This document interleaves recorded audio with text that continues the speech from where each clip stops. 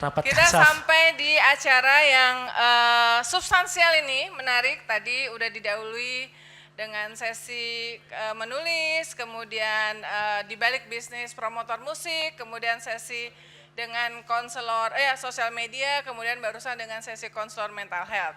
Nah, kali ini saya akan mengundang perempuan hebat, CEO perusahaan satu-satunya di Indonesia yang masuk Fortune 500 Global. Keren, tepuk tangan teman-teman semua. Direktur Utama Pertamina Ibu Nike Widiawati, silakan Bu. Terima kasih Mbak Uni.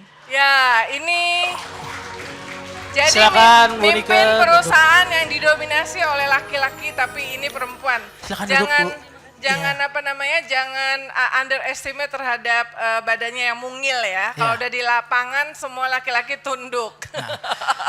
Tapi Mbak Uni sebelum kita mulai ada video dari Pertamina. Kita lihat dulu ya di layar yang gede ini. Jaga bumi kita itu mudah. Dari sampah, jadi sesuatu yang berguna. Kita juga harus peduli biar tetap lestari. Menanam pohon di taman sampai jadi hutan. Terus menjaga mereka yang langka. Ini energi kita Buat rumah yang asri untuk kita dan mereka. dengan teknologi gerakan tiap energi menjaga bumi. Membuat kita bangga jadi bagian dari Indonesia. Tepuk tangan teman-teman semua. Jadi kita sudah kedatangan Bu Nike, kita bakal ngobrol-ngobrol tentang bagaimana Pertamina dan juga perannya dalam menghadapi, kita kan isunya lagi ini banget ya Mbak, soal perubahan iklim, krisis iklim. Jadi mungkin Mbak Uni bisa tanya-tanya ke Bu Nike. Terima kasih Aji. Jadi Ibu Nike terima kasih sekali lagi atas kehadirannya di kantor kami. Dan selama ini Pertamina selalu mensupport semua kegiatan-kegiatan IDN Times. Dan Tepuk IDN tangan dong Media. buat Pertamina. Mungkin karena kita di sini gaulnya sama milenial dan Gen Z, dan saya ngelihat semua kegiatan Ibu Nike belakangan ini targeting milenial and Gen Z juga ya. Iya betul. Ya, ini karena mereka adalah generasi masa kini dan masa depan. Saya ingin menyampaikan CV singkatnya ya, panjang. Sebetulnya kalau kalian Google ya, di search nama Nike Widiawati, CEO Pertamina, IDN Times, banyak sekali artikel dan juga tentang Ibu Nike.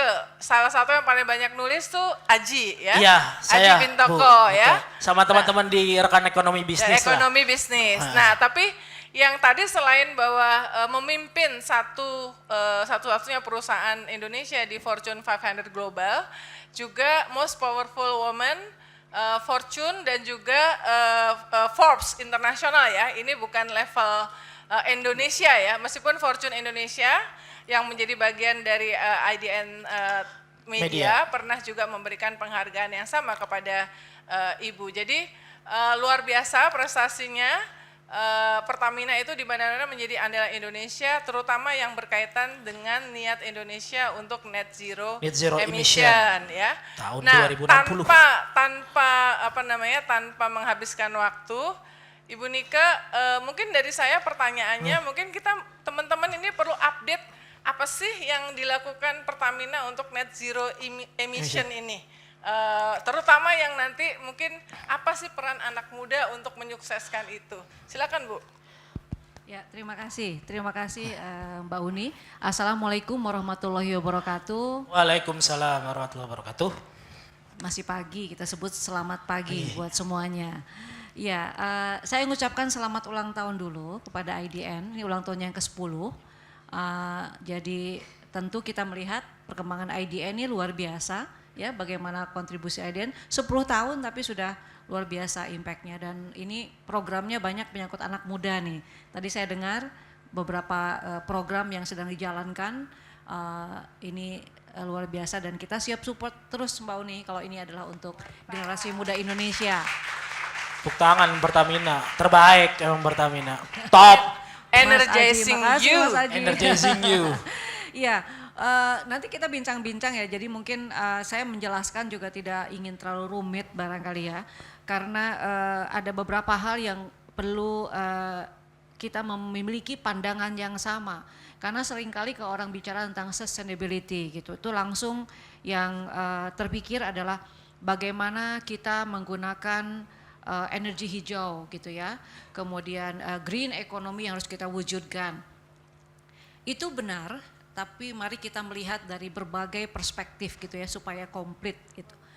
Jadi pada intinya setelah berjalannya waktu, setelah hampir semua negara komit dengan penurunan emisi di Paris Agreement, kita sebetulnya sampai pada suatu kesimpulan bahwa untuk mencapai net zero emission itu banyak sekali caranya. Dan sampai sekarang belum ada satu cara yang bisa digunakan oleh semua pihak. Jadi berbeda-beda karena tantangan dari setiap negara itu juga berbeda-beda. Jadi yang harus kita buka sekarang wawasan kita adalah apa saja yang bisa kita lakukan. Karena ini adalah banyak sekali cara atau multi pathways yang harus kita jalankan. Kita lihat sekarang bagaimana barat, timur, utara, selatan melihat ini. Tentu berbeda-beda antara negara maju, bagaimana roadmap mereka untuk mencapai net zero emission dengan negara berkembang. Demikian juga negara-negara yang diberikan blessing dengan sumber daya alam yang banyak, dengan negara yang tidak memiliki sumber daya alam yang banyak. Semuanya ini akan mengambil cara atau strategi yang berbeda-beda. Barat, ya, negara maju, mereka sudah melakukan tahapan revolusi industri yang sedemikian maju. Semua sumber daya alamnya sebagian besar sudah digunakan untuk mendorong pertumbuhan ekonomi mereka, mendorong industrialisasinya. Sehingga pada satu kesimpulan bahwa memang harus segera shifting karena ini akan habis ya, memang pasti energi kan ada batasnya. Jadi harus masuk kemudian bagaimana mendorong segera mungkin renewable energy yang sifatnya lebih sustainable. Negara berkembang yang diberikan banyak sumber daya alam ya, ini juga melihatnya adalah bahwa pada dasarnya setiap negara ini harus mandiri. Karena tanpa kemandirian maka peningkatan pertumbuhan ekonomi, penguatan ekonomi suatu negara menjadi tidak bisa kita sebut sustainable karena tergantung dari negara lain. Jadi sebetulnya setiap negara bagaimana mereka kemudian bisa memiliki kemandirian dalam hal ekonomi, dalam hal ini kita bicara juga kemandirian energi. Kenapa? Karena energi itu menjadi katalis dari pertumbuhan ekonomi. Jadi kita tidak mungkin kita berharap pertumbuhan ekonomi ini meningkat tanpa kita perkuat pasokan energinya yang reliable. Oleh karena itu penting dan relevan kita bicara tentang bagaimana Indonesia bisa menyediakan energi yang diperlukan baik oleh industri maupun oleh rumah tangga dan masyarakat pada umumnya. Itu satu ya. Jadi oleh karena itu kita perlu melihat pemerintah sudah menetapkan target Indonesia Emas di 2045 dengan target pertumbuhan ekonominya 7 tahun kan, 7% per tahun gitu ya. Nah kalau kita bicara tentang berapakah pertumbuhan energi yang diperlukan dari historical data, mungkin rata-rata antara 1,3 sampai 1,5 kalinya elasticity-nya. Artinya kalau kita mentargetkan 7%, maka tambahan energi supply-nya harus 1,3 sampai 1,5 kalinya. Dan ini harus reliable, jangan tidak stabil gitu ya, supaya bisa mendukung ke pertumbuhan ekonomi. Oleh karena itu penting bagi kita bagaimana Indonesia merencanakan penyediaan energi ini, energi supply yang reliable yang bisa mendukung ke seluruh aktivitas masyarakat maupun aktivitas industri. Jadi dengan demikian, sebagai negara berkembang yang memiliki target pertumbuhan ekonomi, prioritas utama kita adalah harus menyiapkan energi. Jadi energi harus tersedia, harus available, harus punya ketahanan energi. Itu satu faktor, ketahanan energi. Faktor kedua adalah, tapi kalau kita kemudian kita gunakan sebanyak mungkin sumber daya alam yang ada, karena kita harus mandiri ya, ini kan nanti bisa Karena sumber daya alam kita sekarang kan ada yang banyak batu bara gitu ya, minyak gitu, gas. Ini kan nanti bisa merusak lingkungan. Karena ada aspek kedua yang harus dipertimbangkan, yaitu lingkungan. Nah ini PR nih, bagaimana Ini kita concernnya kalian ya nih, kan, ya. gitu. Karena Gen ini kan Z. kita nantinya harus mewariskan bumi yang lebih baik katanya gitu ya. Belum termasuk Mars ya, karena kan sekarang Elon Musk sudah mulai mau mengembangkan Mars. Kita bicara bumi dulu deh, belum nyampe ke Mars. Nah berikutnya oke, berarti kita harus mengconsider itu semua. Dan relatively teknologinya masih teknologi yang lebih baru dong ya, kalau untuk yang green energy ini. Nah masuk ke isu yang ketiga adalah affordability. Dengan teknologi yang baru, dengan sumber energi yang baru, yang hari ini itu ya relatif masih lebih tinggi, karena teknologinya kan belum mature enough gitu ya, sehingga masalah affordability menjadi tantangan juga. Apakah ini dapat terjangkau oleh masyarakat? Karena kalau masyarakat PDB-nya itu belum tinggi, per kapitanya juga belum tinggi, maka affordability ini menjadi isu. Kalau tidak, ya seperti hari ini kita atau pemerintah masih subsidi. memberikan subsidi yang cukup besar untuk energi. Dari ketiga ini kan tiga-tiganya harus kita jadikan prioritas, tapi kan ini saling berbenturan satu sama lain. Lantas bagaimana? Ya, memang idealnya tiga-tiganya harus tercapai, tapi kemudian kita harus melihat mana duluan yang didorong, mana yang secara paralel ngikut gitu ya di belakangnya.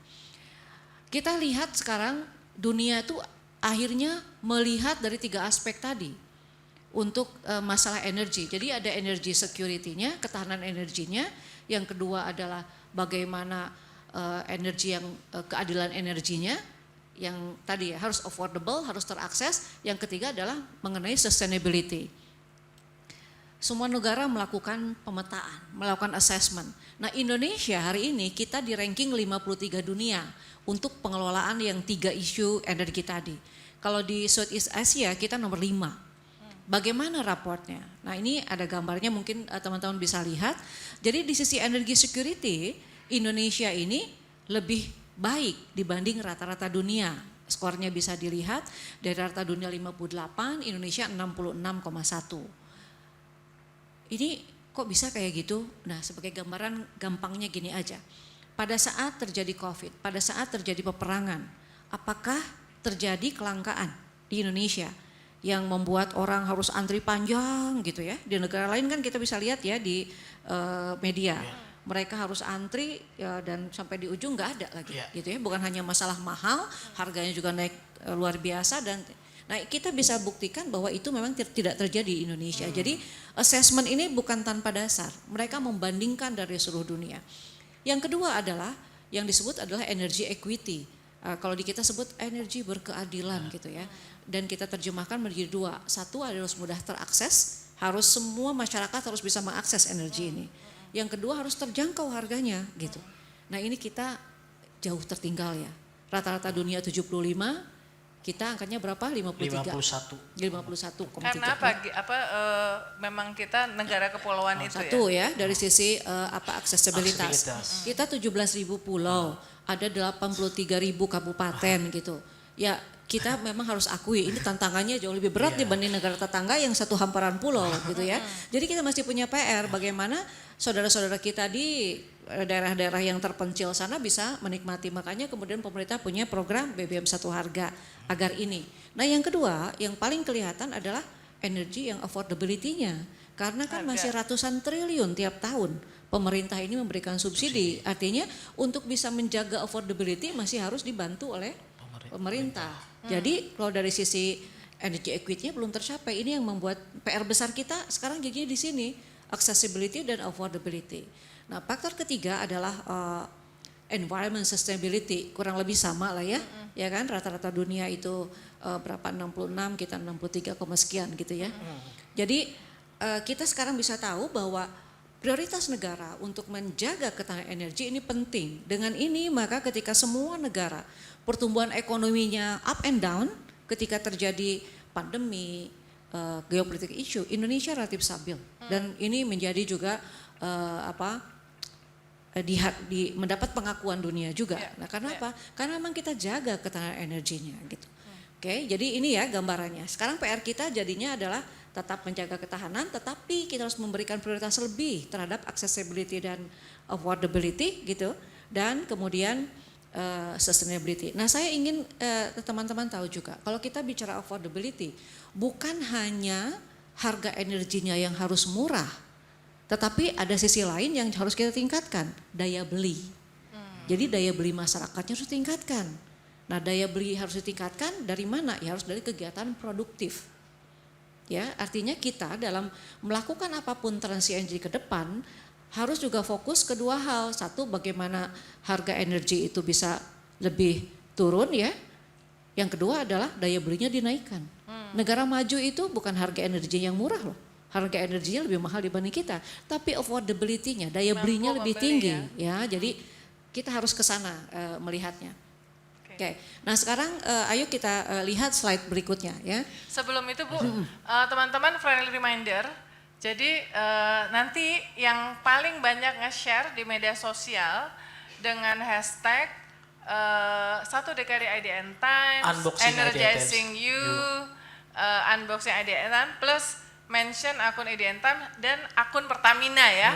Akun Pertamina nanti yang paling banyak akan dapat kesempatan untuk ikut dalam lunch spesial. VIP lunch, salah satunya bareng sama Bu Nika. Gitu. Salah satunya bareng Bu Nika, jadi lebih gampang kalau mau foto-foto. Oke ya, dengan tadi gambaran tadi, maka sekarang kita lihat bagaimana sih Pertamina gitu ya, kemudian menyikapi 3 hal ini. Maka kita kemudian harus menjaga semuanya nih. Nggak mudah menjaga 3 hal tadi. Maka kalau kita lihat strategi Pertamina apa sih untuk ini? Maka kita membuat dual strategi, dual growth strategi. Bahwa pertumbuhan Pertamina itu harus ditopang dengan kegiatan penyediaan energi yang bisa menjaga atau meningkatkan ketahanan energi dan kemandirian energi. Itu satu, ya, satu pilar yang harus perkuat. Namun di sisi lain, Pertamina juga harus masuk ke bisnis-bisnis baru yang bisa meningkatkan, menurunkan emisi sehingga untuk mencapai net zero emission, dan juga bisa meng-create industri baru dan meng-create penyerapan tenaga kerja baru. Jadi dual growth strategi ini menjadi prioritas yang sama pentingnya untuk dijalankan. Memangnya kita punya ya gitu opportunity untuk itu Indonesia. Iya. Kalau kita bicara yang akan kita capai itu adalah net zero emission, bukan zero emission. Artinya apa? Kalau yang strategi pertama bahwa kita harus menyediakan energi, kita masih ada emisi yang dihasilkan gitu ya. Tapi makin lama makin kita turunkan, karena kan perpindahan itu nggak bisa tiba-tiba seperti membalik tangan, bahaya kan? Nanti pertumbuhan ekonomi bisa turun. Ini tetap kita maintain, namun kita menciptakan bisnis-bisnis baru yang bisa zero emission dan yang bisa mengurangi emisi. Artinya apa? Ini adalah carbon offsetting. Kita sebut ya, jadi masih ada yang karbon positif, ada bisnis yang karbon netral, ada lagi yang karbon negatif atau karbon offsetting. Ini yang akan kita jalankan. Ini target-target semua negara juga punya, dan Indonesia kan 2060 atau lebih cepat gitu. Sehingga yang harus kita lakukan adalah pergeserannya ini harus kita jalankan secara bertahap, memastikan bahwa ketahanan energi tercapai, energy equity tercapai, tapi juga sustainability tercapai bertahap ya gitu. Itu yang kita lakukan. Apa saja potensinya? Memangnya kalau oil and gas ini bisa ya ngurangin emisi gitu kan pertanyaannya? Yeah. Karena kan ini identik nih sekarang, kayaknya orang aduh enggak deh nggak mau sentuh gitu ya. Nah, banyak sebetulnya program dekarbonisasi yang bisa kita jalankan. Simpelnya gini aja. Kalau kita bisa mengelola bisnis fosil energi ini secara lebih efisien, maka penggunaan energinya kan bisa diturunkan. Kalau penggunaan energi yang diturunkan, otomatis emisinya juga turun. Gitu ya. Maka ada teknologi-teknologi untuk energi efisiensi. Teknologi-teknologi yang bisa memproses waste itu menjadi energi lagi. Gas buang kita pakai lagi untuk jadi energi. Waste kita proses lagi gitu ya. Kayak circular economy. Ya, gitu circular economy. Dan ini sudah kita buktikan. Pertamina sampai dengan akhir tahun lalu itu sudah berhasil menurunkan 34% karbon emisi dari internal prosesnya dari hulu ke hilir. Tepuk tangan dong buat Pertamina. Keren. Ya, 34% jadi bisa kok. Dan ini masih banyak kok. Masih banyak yang bisa kita lakukan. Jadi tanpa mengurangi kemampuan kita untuk menjaga ketahanan energi, emisi bisa kita turunkan. Jadi kita memberikan kontribusi positif terhadap environment sustainability.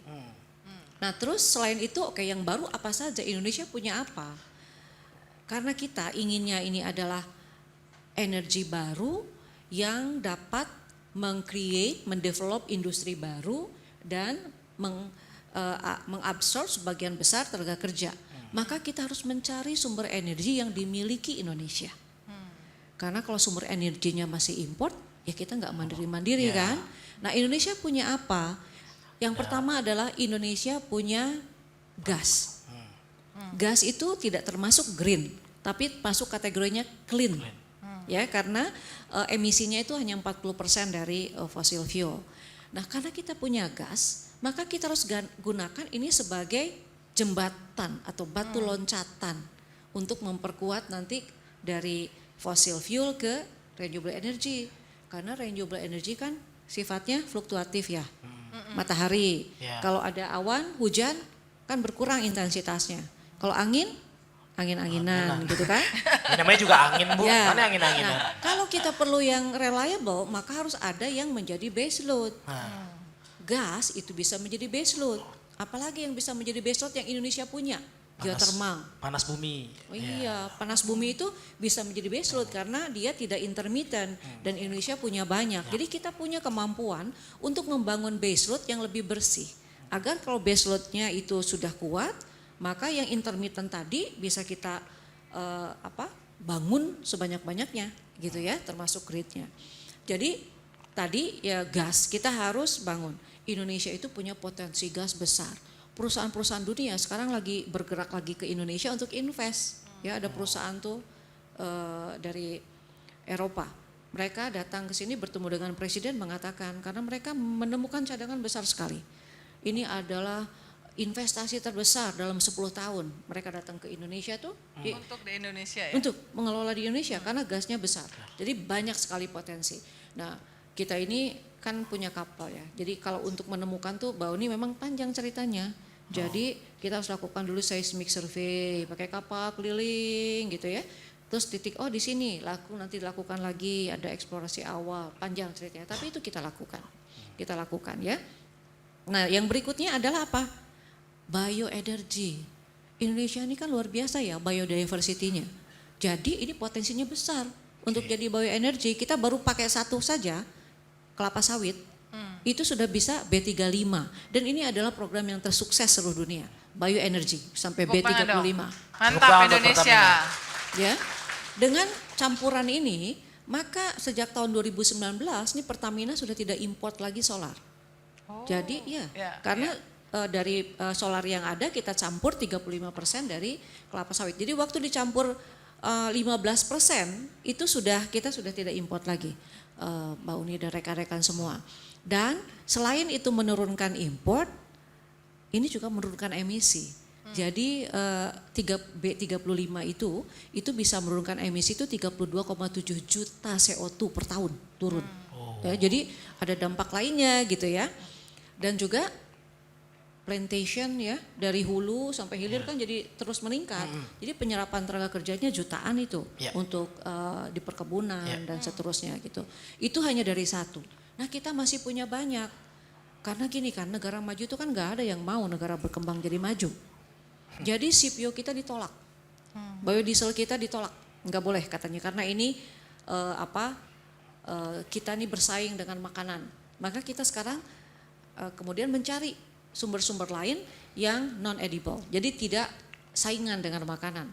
Kita sudah menemukan batang sorghum. Itu batang sorghum, itu sorghumnya bisa untuk jadi makanan, batangnya bisa untuk pengganti CPO. Ya, kemudian ini mangrove, itu nipahnya bisa. Kemudian waste, ada dari cangkang sawit, kemudian alga, ganggang laut bisa tuh ya. Kemudian ada lagi yang untuk dari bioetanol, itu bisa dari tetes tebu, sisa-sisa tebu yang dari gula itu kan ada tetesnya, itu bisa dipakai. Kemudian Yang di tukang es tebu itu bisa dipakai Bu? Nah, kalau itu minum, bisa, karena bisa ya? sebetulnya dari tebu bisa langsung jadi bioetanol, tapi kan rebutan sama ibu-ibu. Iya benar. Nanti nggak ada es teh manis. Iya kan? benar. Nah selain itu kan mungkin ada yang pernah dengar nggak, malapari gitu atau pongamia. Itu tumbuhan yang sejenis kapuk gitu. Ya. Oke. Itu bisa untuk bioetanol kalau dicampur dengan pertalite, pertamax itu oktan numbernya naik.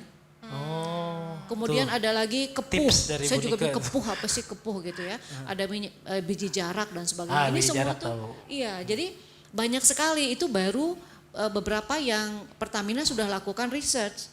Dan kita sekarang terbuka dengan semua negara, ayo bikin. Tidak semua negara tuh seperti Indonesia punya biodiversity. Mereka untuk melakukan research aja nggak punya sumbernya. Kalau kita ini kan banyak sekali. Hutan kita ini juga termasuk hutan yang terbesar di dunia.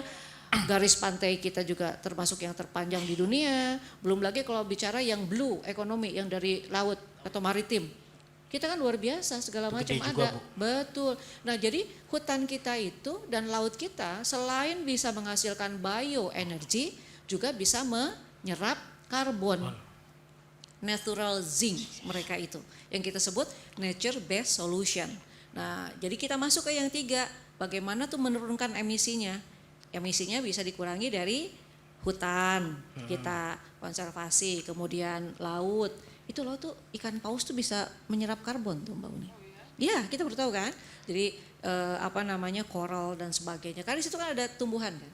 Tumbuhan tuh untuk hidup perlu yang berfotosintesis tuh kan perlu tuh ya. Ya itu Ya. pokoknya Bu. Ya kan, Ya. jadi artinya kita tuh punya banyak gitu loh. Ya, Biologi foto-foto saya gitu ya. agak-agak gimana gitu dulu ya Bu ya. Kelas biologi nggak masuk. Belum lagi kita itu punya di reservoir-reservoir kosong itu yang bisa kita injek dengan CO2. Jadi sebenarnya Indonesia punya kemampuan untuk membangun semuanya. Dan kalau kita mandiri, kalau kita ini bisa, apa sih PR-nya? Ya enggak, PR-nya apa sih? Karena kita sumber dayanya banyak gitu ya.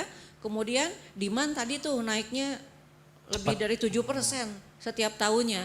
Yang harus kita lengkapi itu di tengahnya. Bagaimana memproses sumber daya alam itu menjadi energi. Dengan apa? Kan 3 yang diperlukan. 1 teknologi. Kedua adalah orang-orang yang mumpuni. SDM. Yang ketiga uang. Nah, kalau kita sudah punya teknologi, maka resiko teknis itu akan diturunkan. Demikian juga kalau kita sudah punya SDM yang kompeten, resiko teknis juga turun, maka uang akan datang dengan sendirinya. Karena supply-nya ada, demand-nya 2 ada. dari 3 ya. Betul gitu. Nah, oleh karena itu, kalau kita ini apa sih generasi Z dan generasi Milenial. milenial, itu Perannya, Bu. isi yang dikosong di tengah. Tuh. Isi kosong di tengah. Karena dengan kita menguatkan teknologi dan kita gunakan teknologi tersebut untuk membangun industri dalam negeri, menyerap tenaga kerja, dan untuk itu tenaga kerja harus kita siapkan agar kemudian memiliki skill and kompetensi yang sesuai dengan future challenge. Jadi ini semua memang nantinya yang menjalankan adalah yang Mudah-mudahan Kayaknya ya, Bu, ya. di sini siapa yang pengen jadi karyawan Pertamina? Wow, banyak banget. Maaf ya, sorry terima ya, kasih. antriannya panjang. Enggak ya.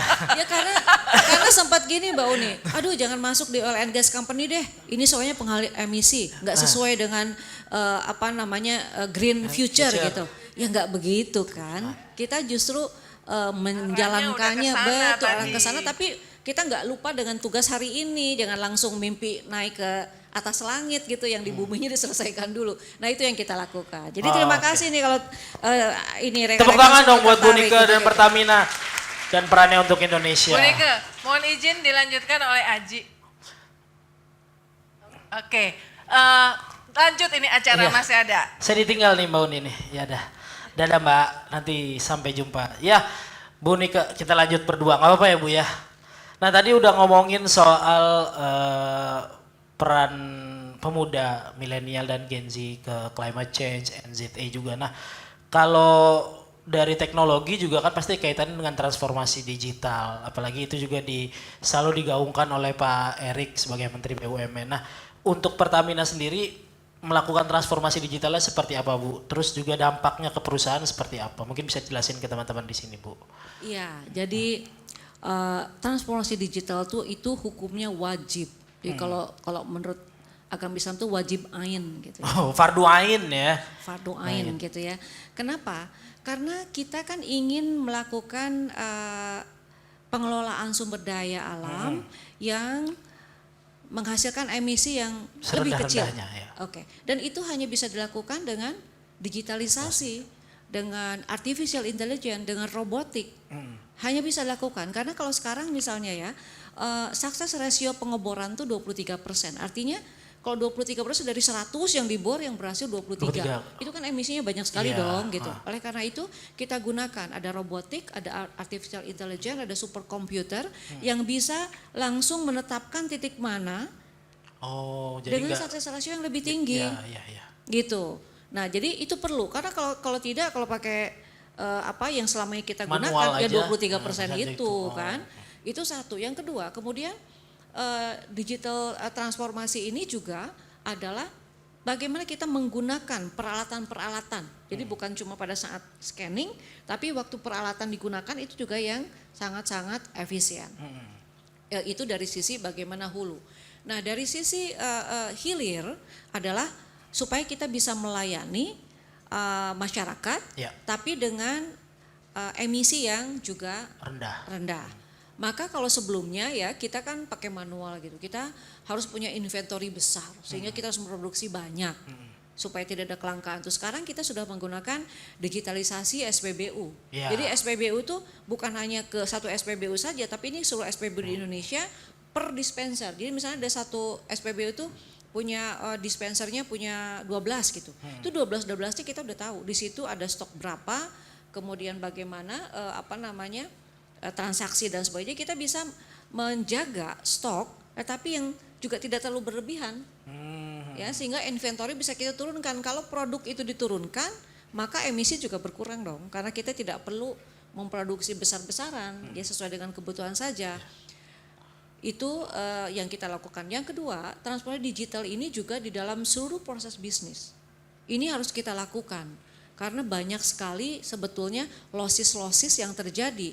Ada di kapal, ada di pipa, ada di tangki, di truk-truk. Ini kalau kita tidak kelola dengan digitalisasi, maka ini juga bisa menemukan losses. Iya, benar. Kalau losses itu kan udah pasti jadi emisi itu. Ya, losses produk itu. Ada gas yang terbuang, ada minyak yang terbuang. Ntar kalau ke tanah menjadi tanah terkontaminasi dan sebagainya. Jadi ini kita memang perlu lakukan dari hulu sampai hilir. Itu kita harus jalankan dengan transformasi digitalnya. Oke, tepuk tangan dong buat Bu Nika. Apalagi juga sekarang juga namanya My Pertamina ya Bu, yang kalau mau bayar-bayar udah gampang tuh sekarang di pom bensin SPBU Pertamina. Nah Bu, pertanyaan terakhir dari saya mungkin kan tadi udah sempat di-mention sama Mbak Uni soal bagaimana Bu Nika masuk sebagai CEO perempuan beberapa tahun terakhir kan Bu ya, yang pokoknya terbaik lah di dunia, salah satu teman-teman terbaik di dunia. Tepuk tangan teman-teman. Sebetulnya kekuatan dari Bu Nika sendiri memimpin Pertamina sehingga Pertamina bisa masuk Fortune 500 dan juga Bu Nika pribadi jadi salah satu CEO perempuan terbaik, apa sih Bu yang mungkin bisa di-share ke teman-teman? Ya. Kekuatan utamanya karena saya perempuan. Iya betul. Tepuk tangan dong. Saya juga. Iya. Karena anak dari seorang perempuan dong. Ya. Karena seorang perempuan itu secara alami memang dilahirkan ya untuk mengembangkan, melahirkan dan membesarkan. Oke. Maka ya sama aja kan. Ya, bagaimana kita mengembangkan, baik itu mengembangkan bisnis, mengembangkan sumber daya, mengembangkan inovasi, mengembangkan hal-hal baru, kemudian melahirkannya. Jadi bukan hanya sekedar teori dong. Setelah mengembangkan itu melahirkan dan memastikan ini tumbuh membesar. Jadi ini sudah pasti nih. Saya yakin para perempuan tuh begitu. Harus tuntas. Enggak berhenti mengembangkan, ya harus dilahirkan. inovasi sesuatu ini harus jadi bisnis dan bisnisnya harus tumbuh membesar. Maka itulah kepuasan seorang perempuan. Jadi kekuatan itu yang pertama kekuatannya.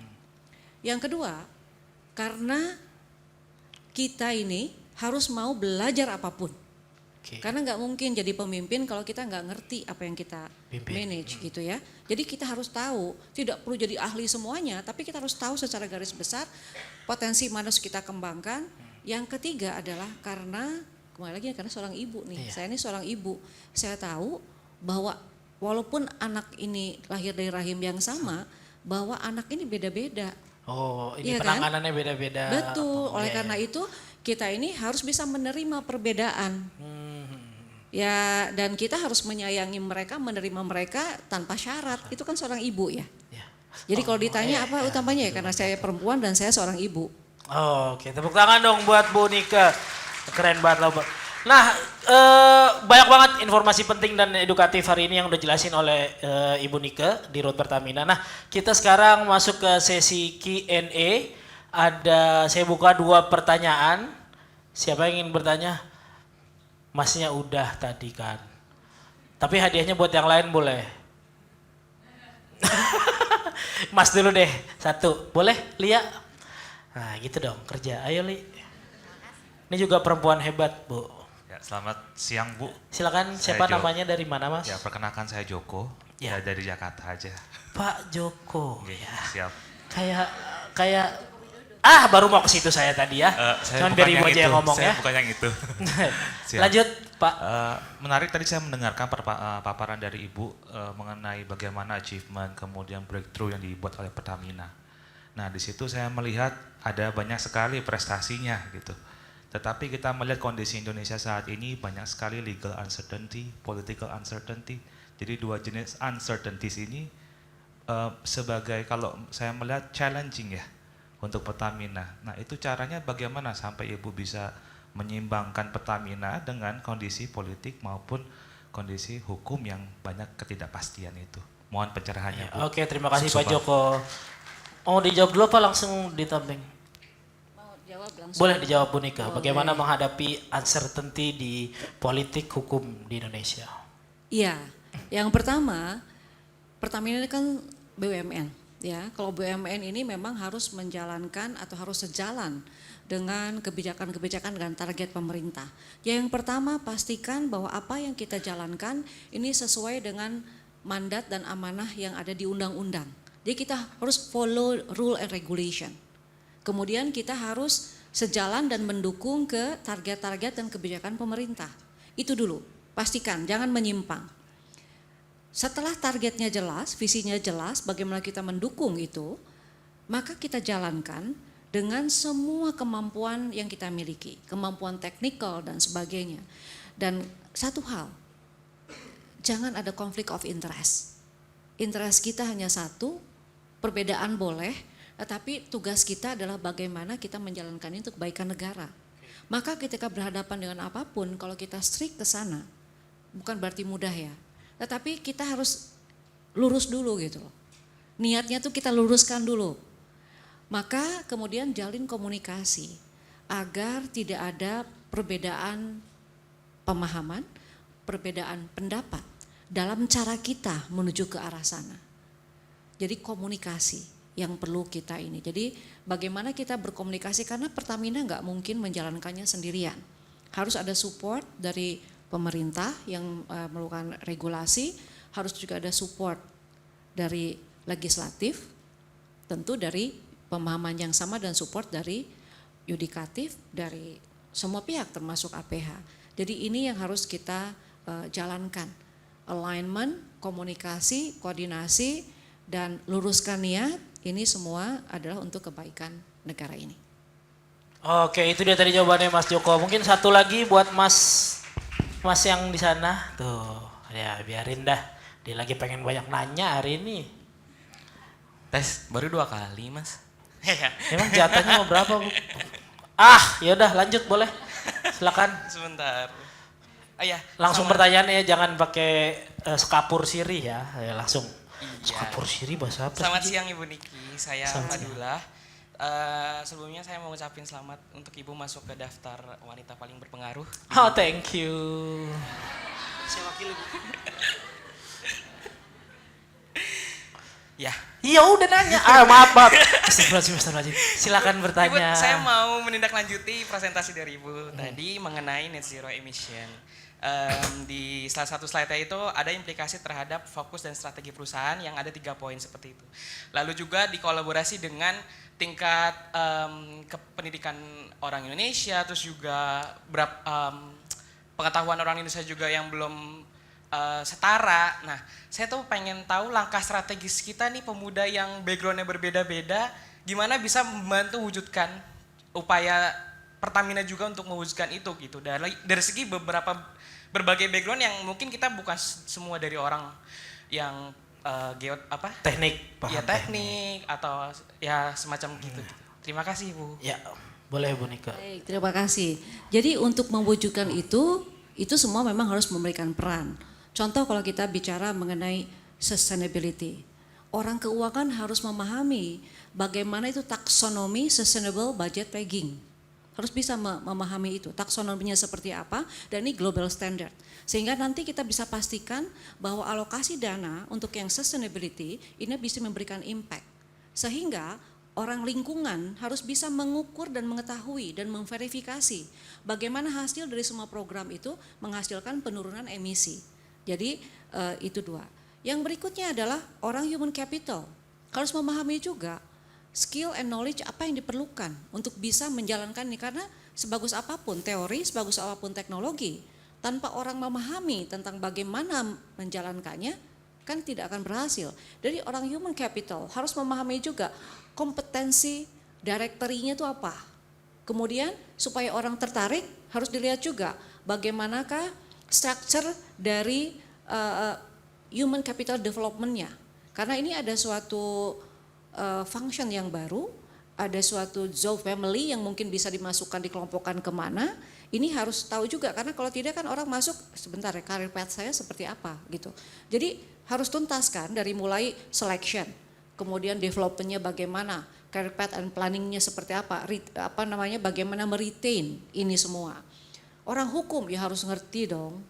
Karena sekarang kalau kita bicara banyak sekali permasalahan hukum yang sebetulnya nggak paham tentang sustainability. Gitu, bagaimana kita masuk beroperasi nih, kalau kemudian operasional kita ini mengganggu lingkungan gitu ya, kayak misalnya kita mau bangun geothermal gitu. Requirement-nya tahu nggak bahwa itu harus dihitung dulu ada spesies apa saja di situ, jumlahnya berapa, pastikan setiap tahun kita lapor. Bahwa ini spesies tidak berkurang malah tumbuh. Jadi bukan hanya juga orang gitu ya, tapi hewan yang ada di sana, flora fauna itu kita jaga betul. Dan ini kalau orang hukum nggak paham mengenai ini bisa terjadi masalah hukum gitu. Jadi ini semua perlu total effort dari semua lintas pengetahuan. Jadi bukan hanya teknikal saja nggak bisa berjalan tanpa itu semua. Jadi pahami itu karena setiap jurusan itu punya peran. Misalnya arsitektur, bagaimana itu membuat green building, smart building yang hemat, yang si materialnya juga ketika processingnya ini adalah let's say green mining dan sebagainya. Jadi ada banyak. Electrical, gimana kemudian menggunakan peralatan elektrik yang emisinya rendah, yang energinya itu efisien. Ramah lingkungan. Instrumentation, bagaimana mengontrol agar tidak banyak losses, ada banyak itu. Ya, jadi semuanya harus memahami apa itu sustainability dan bagaimana kita berperan dalam pencapaian sustainability ini. Oke, itu dia tadi jawaban dan juga paparan dari Bu Nika dan kita sudah sampai di penghujung acara. Terima kasih teman-teman sudah. Boleh dong satu. Oh, boleh saya apa, belum Bu? dengar suara perempuan. Oh, boleh lagi satu lagi pertanyaan perempuan. Yang mana, Bu? Bebas. Oh, boleh itu, Mbaknya.